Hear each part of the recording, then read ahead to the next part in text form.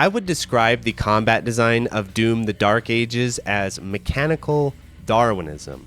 And what I mean by that is rather than using a traditional limited set of player mechanics and then basing the entire design of the game, including the level design and enemy interactions, around this specific set of mechanics, like you get in classic Doom with your basic moving, shooting, and aiming.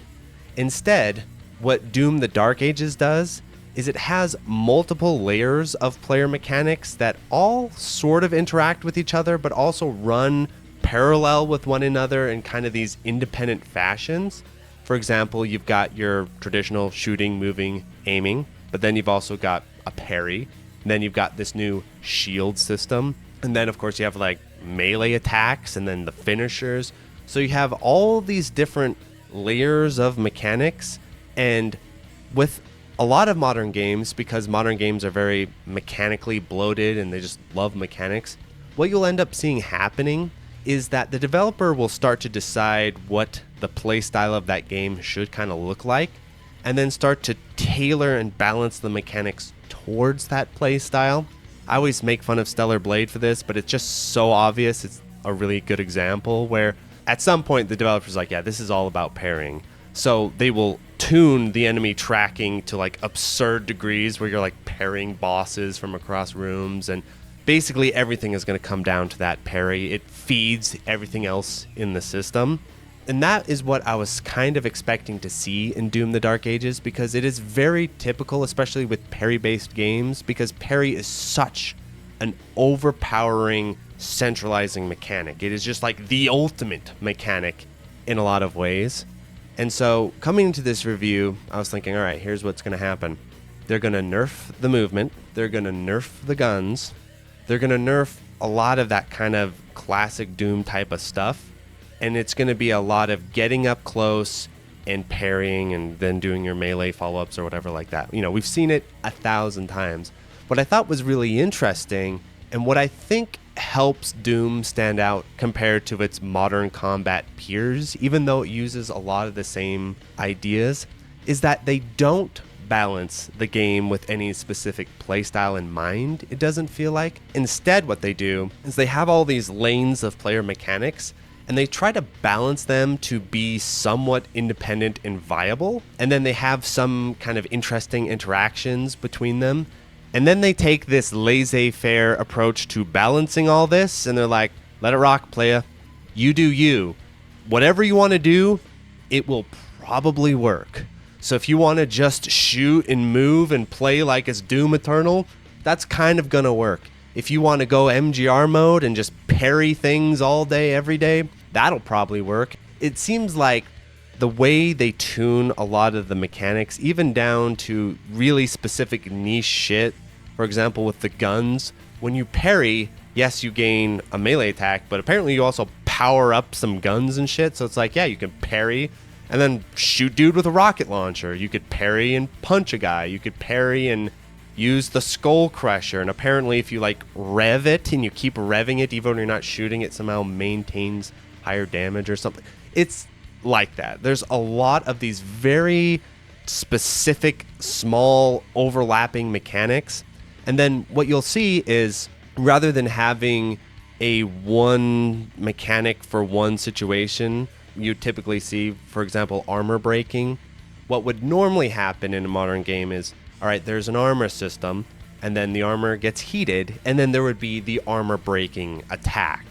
So the kind of default is the shield throw, but you can also break it with a shield bash, but you could also break it just doing melee, or you could break it with the chain shot. There's tons of different ways to break that armor. I think the best comparison to this that comes to mind is something like style switching in DMC, where whatever situation you're in, whatever you're faced with, there's some kind of mechanic for it somewhere. So you're locked in the corner, you got a dude charging at you. Don't worry, playa, break out the parry. There's always something on hand. There's a mechanic for that. That's like a slogan for the style of design. And so the effect this creates in terms of positives is a combat system that feels a lot more organic and ambiguous than we typically see in modern combat systems. And And you can tell the Doom player base love this aspect of modern Doom, where when the new game comes out, they're really excited to see, what can we find? What can we search through? What kind of weird interactions and tech and ideas can spring from this primordial soup of gameplay mechanics? What can evolve out of this?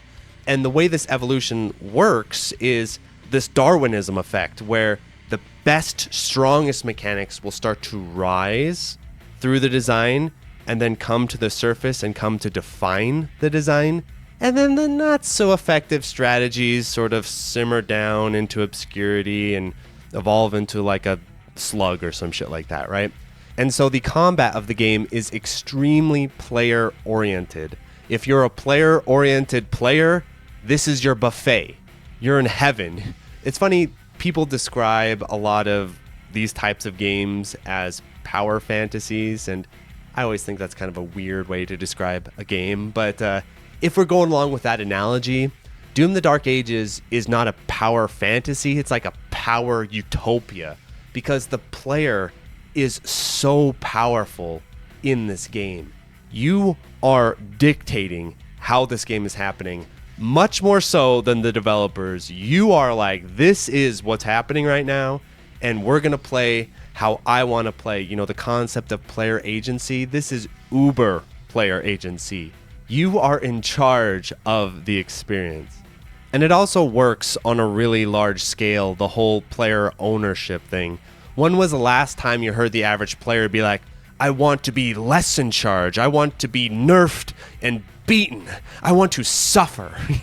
Rarely do the average player out there feel that way. They like to feel like they're in charge and powerful and all that kind of stuff. So in that sense, Doom the Dark Ages is nailing all those styles of design to a T. It is impressive how many mechanics the game is able to continually juggle, and I think that is the best way to describe what playing Doom the Dark Ages is like. It's like juggling, because you've got all these different things you're doing all at once, and it loves the idea of having you keep all the balls in the air at once. Like, oh, you got to parry, oh, shield bash, oh, shoot the guy, headshot, throw your shield, oh, there's guys there, break the shield. You know, there's all these things you're doing all at once, and kind of like the pure APM, you're just like, ha, ha, ha, ha.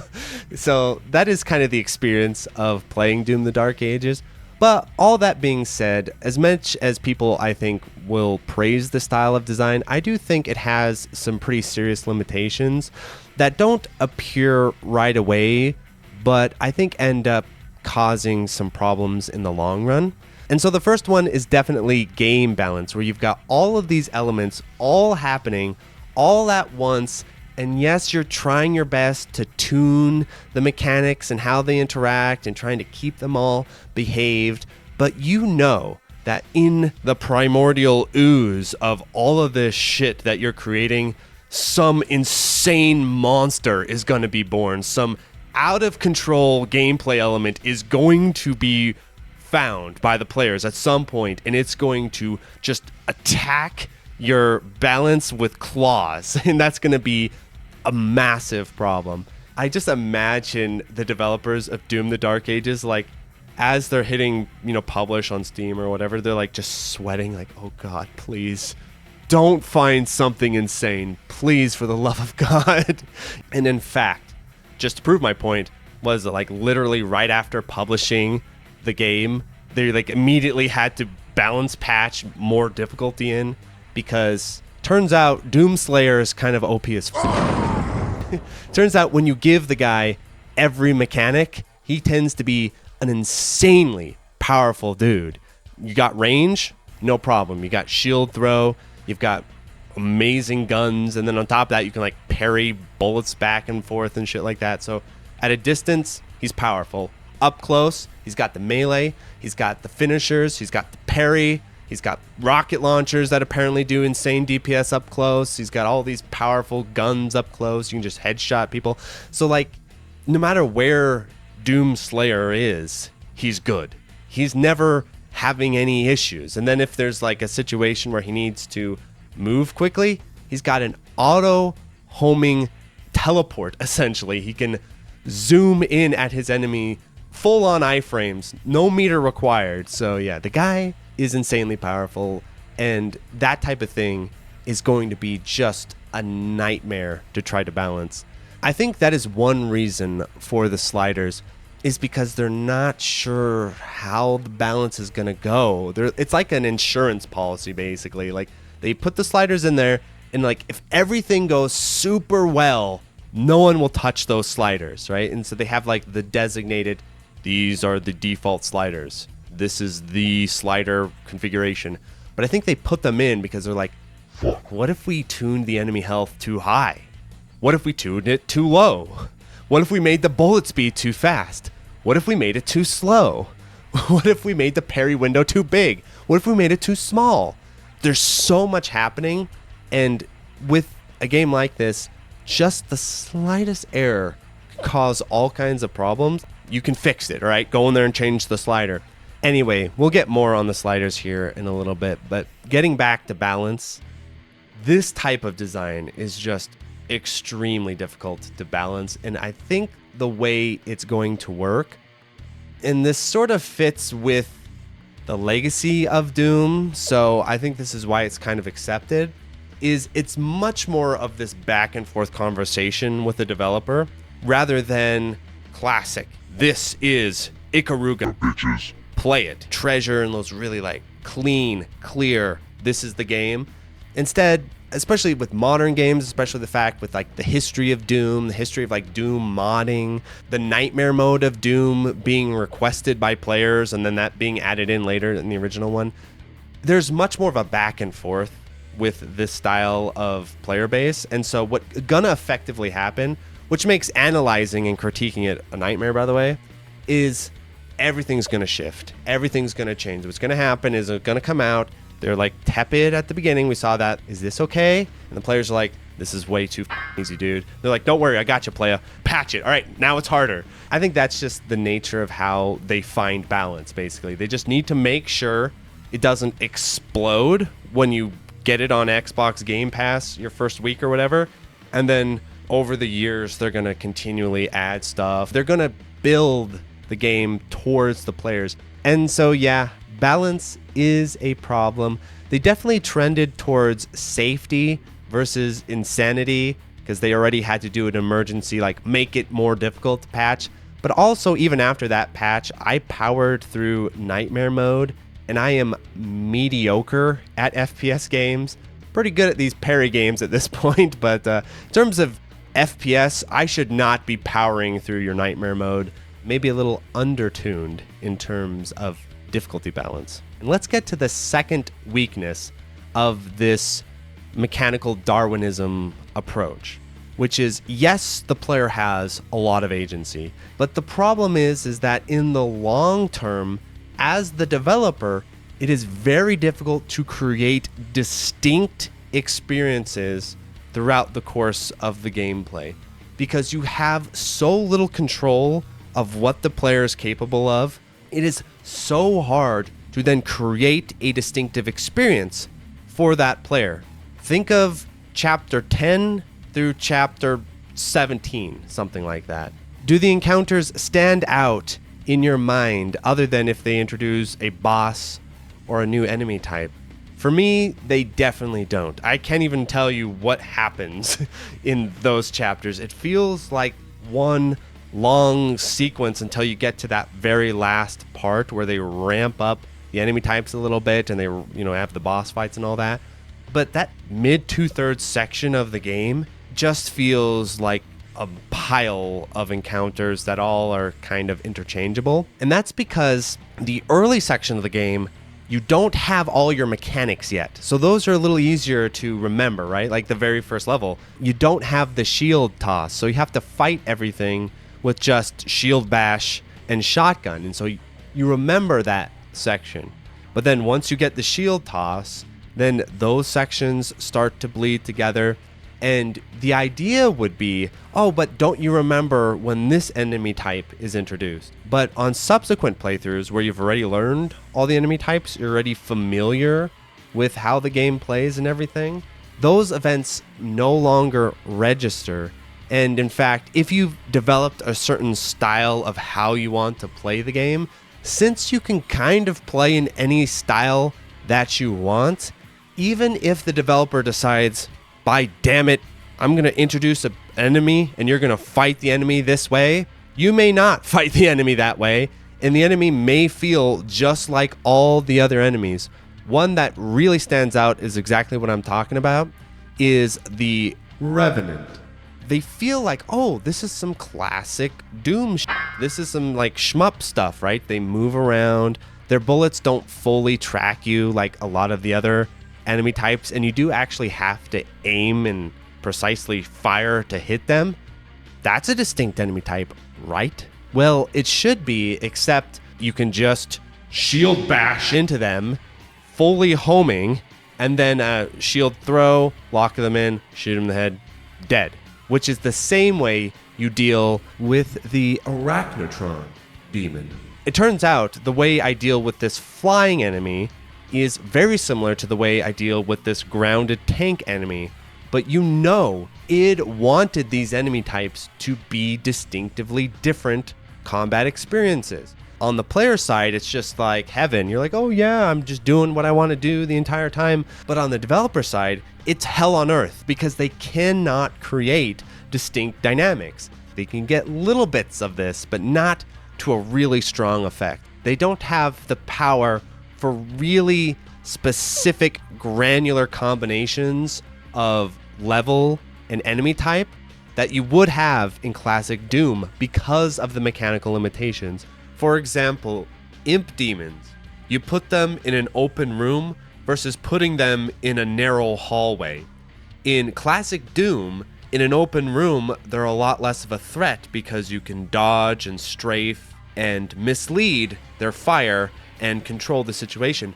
But you take that same enemy type and you just place that enemy in a narrow corridor where there's not room to navigate, there's not room to misdirect their fire. All of a sudden, that becomes an insanely challenging checkmate scenario. But with Doom the Dark Ages, the problem is that the player mechanics never quite allow this combination to happen because sure, you could put a bunch of enemies in a narrow corridor, but you've got a shield, you've got a shield bash, you've got a shield throw, you've got parry, you've got a jump, you've got all of these different mechanics that will override the limitations of the enemy type and level design. And so you'll find that the arenas, the terrain don't really matter all that much in the end. Level to level, you can get a bit of flavor here and there, but not something that's really distinct.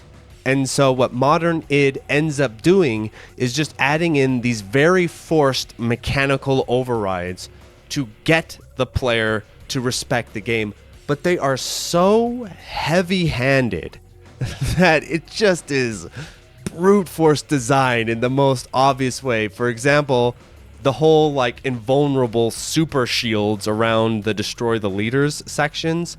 Obviously the idea is like, all right, we want there to be this kind of boss enemy that is in the arena that's kind of a presence, but they know, well, we can't stop the player from just immediately murdering that guy, because if it's just down to trying to block him with pure mechanics, like, oh, well, let's put like little guards around him or have a swarm of enemies around him, the player is so powerful, the player will always be able to just delete whatever guard units would be around it and just immediately go for the kill. And so they have to create this uber shield, developer protected armor, basically, just hard code cannot get through until you meet their little conditions. Does it function? Sure, it functions. But it's not nearly as elegant as being able to utilize just how the enemies interact in rooms and layouts and natural mechanics. Instead, they have to just turn off certain mechanics in order to get the dynamics they want at times. Just in terms of thinking about what would create distinctive experiences, imagine about chapter 17 or something, like pretty far into the game, there came a sequence where it went Metroid Prime on your ass and it like knocked all of your power-ups out, and then you just had to go back to the whole sequence with just a shotgun, and you'd have to fight a lot of these later stage enemies with just a shotgun or with just like a small set of mechanics. I said before that Doom Slayer is like style switching Dante, where he can just do everything. This is why I don't like Style Switcher and prefer the original DMC3 preset style loadout, because yes, you can find a lot of interesting things to do with Gunslinger, or to do with Royal Guard, or Swordmaster, and Trickster. But what happens is when you put everything together all at once and have instant accessibility to the strengths of every style, then the weaknesses are ignored and only the strengths end up coming out. So we never get to see the limitations of the style be explored, like, well, what is it like when you have to fight up close with Gunslinger? Or what is it like when you have to get in on ranged enemies with Swordmaster? It's not just the strengths that make a style, it is also their weaknesses. And we see a very similar problem here in Doom the Dark Ages, and why I think it would have been more interesting if they had a loadout style system. So going into the level, okay, I'm going to focus more on my guns here, and you're going to explore the meta of I'm playing keep away, I'm getting chased by these big ass enemies with huge melee attacks, and I got to play a more ranged style because I don't have the shield, or I don't have the parry, or you flip it around, where you've got the shield, you've got the parry, you've got the mace, but you need to get in. So you can't just default to hanging back and firing if the enemy's moving away from you. You have to get in on things. Obviously, the fully homing shield bash kind of undermines this, but we'll put that aside for a minute. Like, imagine you do actually have to use the shield and kind of work your way in on these enemies, and they're actively running from you because they know, oh, you can't catch me, and you have to corner their ass and punch them and beat them. That is what makes a playstyle. Zangief will murder you if he's next to you, but it's really hard for him to get next to you. Sagat will keep you out all day, every day with his fireballs and uppercuts, but once you get in there, his neutral pokes and moves are not really super good. But if you have a character who can just do everything, mechanical Darwinism, the weaker limitations get pushed aside, and only the strengths start coming out, and that actually creates a pretty static, optimal flow. You wouldn't think that's the case, but that does seem to be what ends up happening. Look at Chun in Third Strike. There's a reason why every Chun is the same. It's because the playstyle is so overwhelmingly good that not doing it is stupid. And so far, all of my concerns with the game's balance and lack of dynamics, yes, I think these are issues, but these are also issues that are very common to modern combat games, especially stuff like character action games. And there are also probably elements of the game's design that the audience of Doom are somewhat familiar with and aren't exactly losing sleep over at night. But the one aspect of this game's design that I do think cuts against even its own goals and even against its own audience and kind of what it's going for is definitely its pace. Doom, the Dark Ages, and the modern Doom games with pace face a specific problem that character action games generally don't, which is, what is the meta of Dark Ages combat? What is the goal? What is the ultimate value of this combat system? Speed kills. Killing things as fast as possible. It doesn't have a scoring system. It doesn't have a ranking system. But every element of this game's design, from risk mitigation to just keeping your runs consistent, also if you're into like speed running, the mechanics, everything comes down to like kill fast, kill fast. If you don't kill fast, things just keep respawning. So even the level design is like kill things immediately, which is true in some sense with DMC because of the time ranking. But once you hit the SS time ranking, then you don't want to keep pressing lower in time necessarily. Now you want to start focusing on getting all the other metrics that you need to get done within the window of time. And so just speed alone is not the value set of the style system. But with Doom Dark Ages, speed is the only discernible value. There is no counter incentive to just killing things as fast as possible, and the only limitation is what tech you can come up with to make the fights faster and faster. And so outside of the usual gameplay density concerns of having these boring intermediary sections of traversal or little Zelda puzzles, Doom the Dark Ages kind of has a deeper problem where the better you get at the game, literally the less combat it will contain in an actual numbers sense. I definitely noticed this in my second playthrough, where in the first playthrough, because I was learning the systems, I was learning the levels, there was a good amount of retries and flailing, right? And so it felt like, okay, there's a kind of good ratio to combat to these intermediary sections.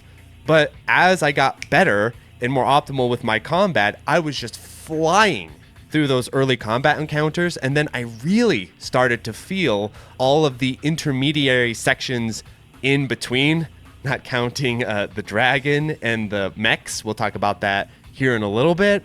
But even just the traversal and semi-open world stuff in between these encounters, you will actually have to spend more time relatively dealing with these elements as you get better at the combat. And this is kind of the main turnoff I have with the game overall, is that it would be kind of fun to go for an ultra nightmare run.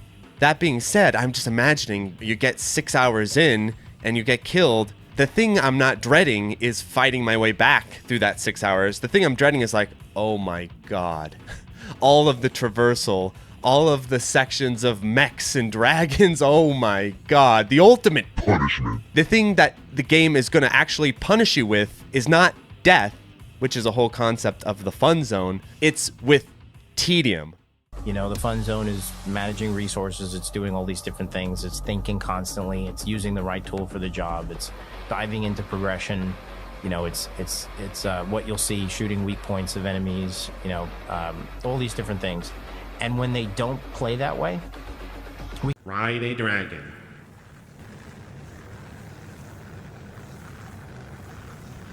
And speaking of tedium, let's discuss the mech and the dragon sections. These are already highly criticized, but I want to point out that these concepts could have worked. It is possible to include additional gameplay modes in an action game like Doom here and have it work and be interesting, but in order for that to happen, these additional modes need to be fully developed and have what I'd like to call gameplay parity with the core combat, so that they stand alongside the core combat as an interesting alternative or as an interesting take on the gameplay systems. An amazing example of this is in Star Fox 64, where you've got the R-Wing, you've got the Landmaster, you've got the Blue Marine, the Submarine. All three of these are distinct vehicles with their own sets of mechanics that are somewhat related to one another, but they are also all self-contained design that is about as interesting as one another. The R-Wing obviously is going to be the most developed, but a good test of this is, would you want to see a spin-off game with these additional modes? So would I like to see a Star Fox 64 spin-off that's all Landmaster? I think that would be really awesome. So I think that is a good way to test these styles of side content. Could they stand up as their own little mini gameplay spin-offs? And in both cases, the mech and the dragon, this is absolutely not the case. So let's start with the mech, because I think this has the most potential and is something I could see being salvaged, because the idea of the mech is essentially, all right, let's just take the melee combat that was introduced in Dark Ages and focus pretty much solely on that. And I think that could work. But the problem is that they've made the mechanics so simple and binary that they amount to nothing more than just this cinematic little fluff piece. That's a real problem Platinum games have begun to have, where initially they would have some sort of spin-off stuff that's like, oh, that's kind of cool and interesting. But now, especially in Bayo 3, they just add in big epic set pieces that are shallow and epic for the sake of being epic, but there's nothing to it in terms of the gameplay. Final Fantasy 16 did this as well. I'm not a fan of this. I think this is just glorified cutscenes, to be honest. It's a non-skippable cutscenes because the gameplay is so simplistic.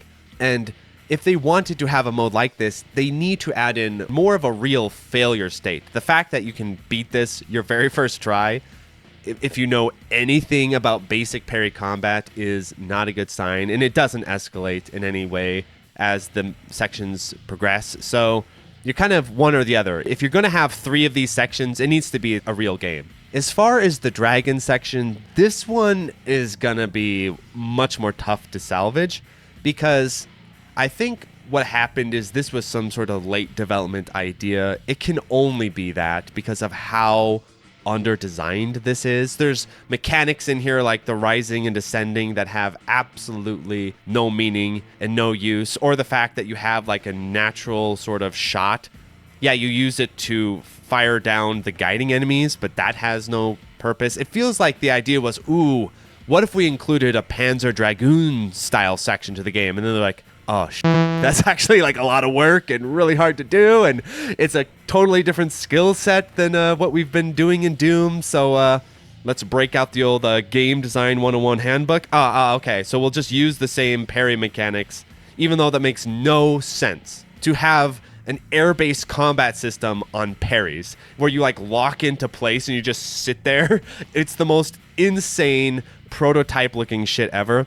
I think the idea is that the dragon was going to be your GTA style car because this is a semi-open world game, and I bet the idea was, oh, you'd get on the dragon and you'd like fly around and like explore different areas and stuff. And then they're finding, no, players don't want to fly around on the dragon and explore the different areas. This isn't 2004. That's not like a big novelty anymore. They want to continue on with the game. And so you have this really underbaked, underdeveloped aspect. These dragon sections, I think they should just be skippable cutscenes or something. Trying to make the little Parry Simon Says combat, that's just stupid. I mean, it's just, this is going to be the punishment for when you die in Ultra Nightmare. This is the punishment, is having to play this section. Those are my thoughts on those 2 sections. They are a real bane in terms of the game's pace, and the game's pace is already kind of struggling with the traversal anyway. And so let's talk about these sliders.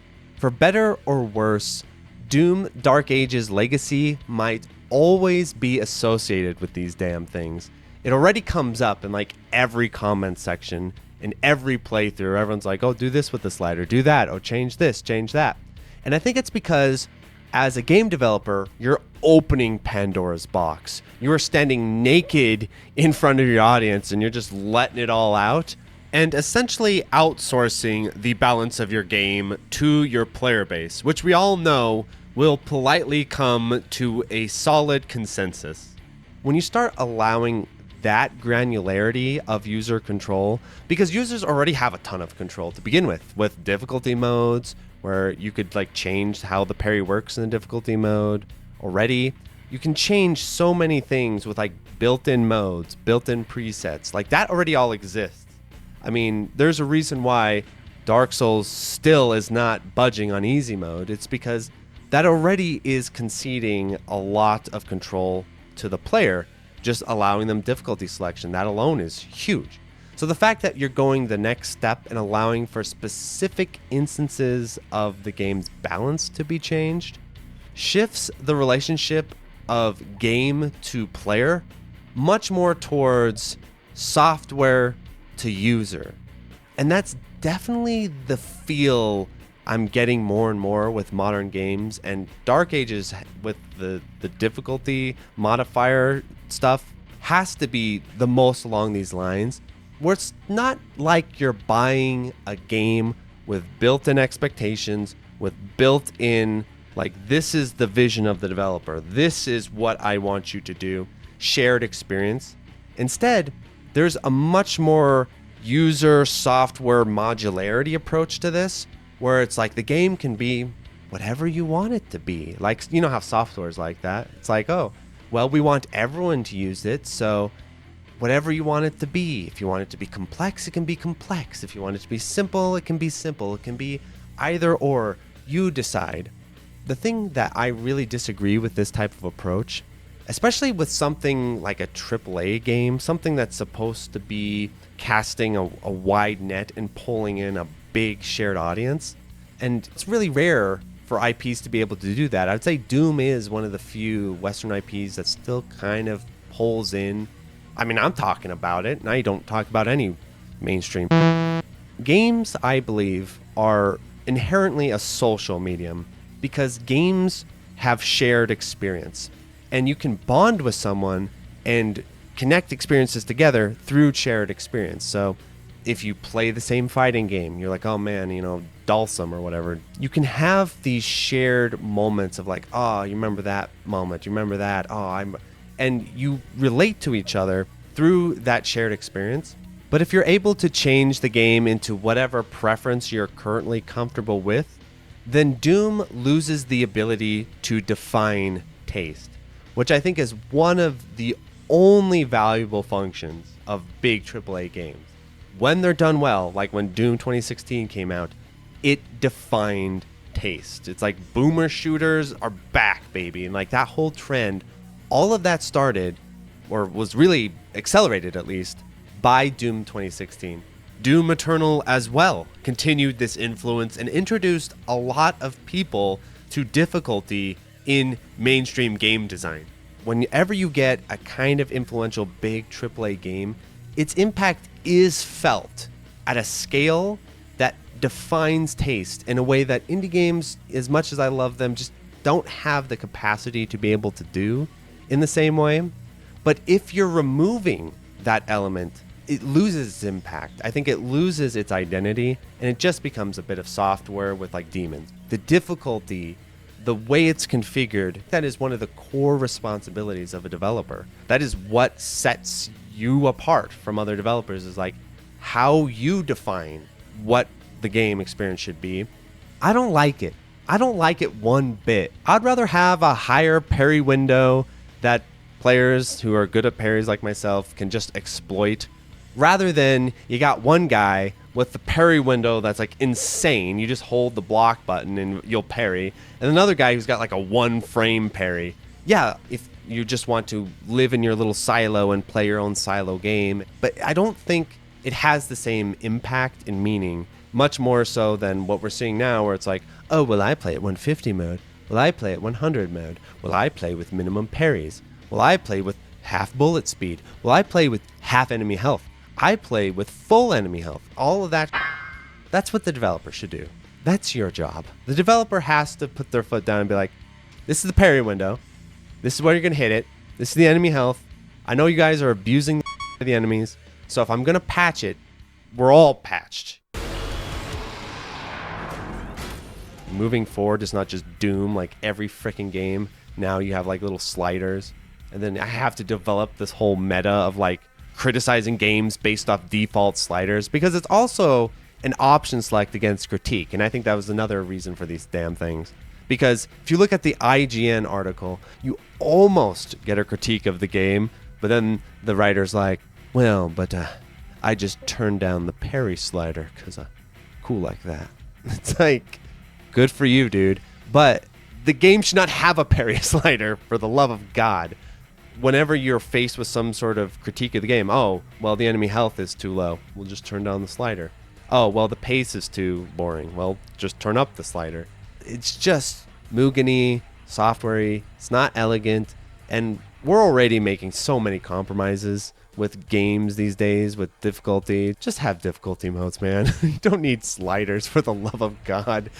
So yeah, that is my review of Doom Dark Ages. I think all in all, for a AAA game, I had a lot of fun with it. I think it has a lot of potential. It's a really fun time once you get into the fun zone. Don't be cramping my fun zone, Hugo, with your mechs and your dragons and your Zelda puzzles. And so I would be lying if I didn't say I had fun with it at times. But I think the pace is an issue. I think the sliders are obnoxious. So the core combat, when it's cooking, It's pretty fun, especially when you finally get to the end sections. That's when the game really starts delivering, as most modern games do. They make you wait till the end to give you the good stuff. The boss fights are pretty cool. They're a little on the simple side, but I do think they end the experience pretty nicely. It's like, finally, some bosses. I guess Doom doesn't believe in bosses for the most part. Also, for all the talk of bullet hell possibly being an influence in Dark Ages, which was something I was very excited about, we essentially just get this one little baby bullet hell boss fight, which is cool, but it's so easy and underdeveloped. For a moment there, I was like, oh, persistent hitboxes, but you can just break them with the shield throw. So, if you want a full breakdown of the bullet hell elements in Doom Dark Ages, I definitely recommend checking out Bog's Patreon post about it. It's really good, and we'll talk more about it in the Patreon podcast we're going to do later on. Sounds fun. This game's definitely worth a try. Normally I would recommend it, except we live in an era now where game prices are insane. And so I ended up having to sign up for Game Pass to play this because there's no way I could recoup the cost of this review if I bought it. So that's a whole other topic coming up pretty soon. Like the forcing of these types of subscription services through the sheer weight of game prices. I was like, keep an eye on it. I mean, it's pretty cool. The whole mechanical Darwinism of it may end up crushing the fun zone in the future if it continues to be broken down or ends up getting too static. But for now, there's definitely lots of interesting things going on, and I have the idea that id are keeping a close eye on the meta and are ready at a moment's notice to strike with patches to keep the game alive. So Doom is one of the last kind of interesting mainstream franchises, and even if this game isn't perfect, it's still miles ahead of most of the other crap that we get at this scale. There's no doubt about it. So if you enjoyed this review, I would say check out my review of Ninja Gaiden 2 Black. There's some overlapping elements, it being a character action game, with it and Doom the Dark Ages, and so I think that'll be an interesting discussion for the Doom fans. And if you can, please like, subscribe, tell all your friends. I'm a full-time YouTuber, so if you can support me on Patreon, that would be fantastic. There's a lot of exclusive content on there that's really cool. And I think there's going to be a pretty fun podcast discussion about Doom Dark Ages with me and Bog Hog. So I think that'll be a fun time to discuss because there's so much to talk about with this game, and it'd be fun to do it in kind of a less formal fashion than a review. So yeah, check that out. Adios, everyone. So thank you to the $5 and $8 patrons, 100, Absconditis, Accepting Panda, Anhold, AJA, AJD578, Alistair Stevenson, Alberto Starna, Alex, Alexander Pfeiffer, AMH, Anthony A, Arping Gordon, Arcade Hell, Arrow Viper, Awu Ally, Autoname, Battle Mode, Bo, Ben Foster, Benjamin Shabalski, Beto Dame, Voghog, Borgie22, Boston Crab, Brokeface, Brent Cox, Brian Lucy, Captain Rhodes, Chase Palumbo, Chaflip, Kristen SoCal, Christopher R, Chronic Burnout 3, Cipollino 0404, Clairvoyant Bongwater, Claricliff, Clay Binkley, Climby Coyote, Coast, Cod Stop It, Concreted, Cooksan 666, Cook Some Soup, Choreo, Crew Expendable, CSP 3900, Des Audio, Damian Thorne, Dat Matei, Danshi, Darren Griffin, Dat Guy, David Aldris, David Crespo, Dididum, Demian Smirnov, Desolus, Dimension Diver, Dio Domke, DJ420 Praise It, Drano, Dr. Bosky, Duckies, Eduardo Quinta, Edvard, Elvin Senisev, Elias Alonso, Epson Eagle, Eric Shrivner, Eric Houdini, Esteban Lizama, Evan Serafet, Explosive General Games, Fabio Picci, Falcus, Fenich, Fiskin, Fiveside, Florida Sucks, Forbidden Dave, Frames Per Human, Francisco, Freckle Lord, Full Set, Gabriel Foreigner, Game Soup, Game Boy Guru, Gelhoff, Gojira Green, GPM, Gustavo Sanchez, Hawk, Hans Kowalski, Hero Death, Holden, Holy, Han Harthy, HUD, Hugh Mungus, JDab, Jake Ryan, Jack Walsh, Jacob Grossman, Jacob Valenzuela, Jay McCarthy, J67, JLab, JBRPG, Jeremy Kellner, Jink Hans, JMD, John Kelly, John Longwalker, John Simpson, John Slaylies, Jorge Figueroa, Josaka, Josh Mayer, Josie, JT, Julian Elwood, Jurgen, K, K2, Kane Evans, K-O-Tune, Ken0082, Kill All Music, Contain, Craze the Boys, Kumawamu, Kaiarts, Kairal, Leonardo McCoy, Alberta, Luna Lilich, LZR Cuter, Macabre Monster, Mad Combaticus, Blaze, Maplewood, Mario Simic, Markman, Mason Polar, Master Zeon, Matt O'Leary, Matthew Woodford, Maz, Mecha Roca, Minong, Meister, Menzrea, Mewjam, Michael Del Polito, Michael Faircloth, Michael McCord, Mig ZVM, Mike Mel, Milo Shamel, Mr. Mamma Mia, Mitwid, M. Kusanagi, Morag, Monroe, Munsta Zero, Miles P, Michigan, Naps91, Nathan Grimm, Nathaniel Davis, NCR Trooper Scout, Nico Pero, Neon Dagger Games, Nervous J, Nilfheim, Nogden, Okla Googles, Oleg Talmasev, Oregano Dog, Panzer Dragoon Should Have Been Arcade, Patrick Baseman, Paul Jablonski, Paul Osterman, Powell Parole, Pedro Montoya, Pedro Isiles, Philip Plus, PLP, Poor Little Pigeon, Poorly Written Protagonist, PRK, Psycho Blizzard, Queen Charlene, Guilon Yeager, R2 Sinus, Rafael Trujillo, Random, Randy Leahy, Raul VP, Rapido, RC, Realskeen, Rent Halt's Time, Retro Man, Retro Schmupper, Riff Mason, Rip the Jacker, Robert Chang, Rory Starks, Rolf015, Running a Coup, Salmon Connections, San Nevo, Scanline City, Scott Ernicus, Seymour, Segfault, Shader Bunny, Shazzy, Shmup Junkie, Sirapong, Social Kid, Sophisticated Dead, Spiders STG, Spongy, Steady AI, Steplable, Steve Fiction, Street Magic, Super Funk, Swoop, Synth Milk, Tamzarian, Taze Ryu, Dana Oat, The Boot Rex, The Dirty Screech, The Catchu, The N1, The Old Bensta, The Smartest Billy, Tom McCarthy, Thomas Maddox, Tim French, TK Productions, Tom Faze, Travis Arbon, Tristan, Sugumo, Turam, 2IU, Twest Please, Twilight EX, Tyler Olu, Ursua, Ushi Video Game Enjoyer, Beautiful, Wabby Legs, What Is This, William Miller, William Wallace, Yellow Tello, Your Nerdy Joe, Joseph Khalid, Yisbird, Zachary Patton, Zach, Zeal, Zen Ryoku, Zingus.